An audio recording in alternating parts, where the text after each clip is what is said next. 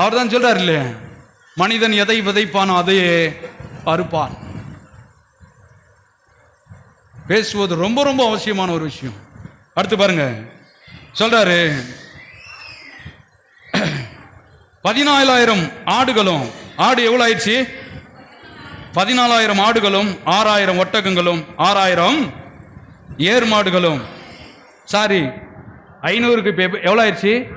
1000 ஏர் மாடுகளும் 1000 கழுதைகளும் அவனுக்கு உண்டாயின. எல்லாம் கரங்களை தட்டி தேவனை மேம்படுத்துவோம். நான் அதனால தான் என்ன பண்றது, கர்த்தருக்கு நன்றி சொல்றது. வீடை கொண்டு வந்து தண்ணியே வச்சுங்க, உங்க கோடி நன்றி.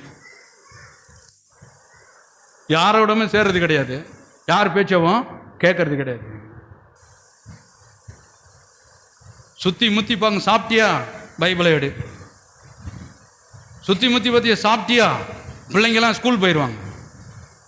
சுத்தி முத்தி பார்த்தியா, ஆண்டவருடைய வார்த்தையை கேசட்டை போட்டு கேளு.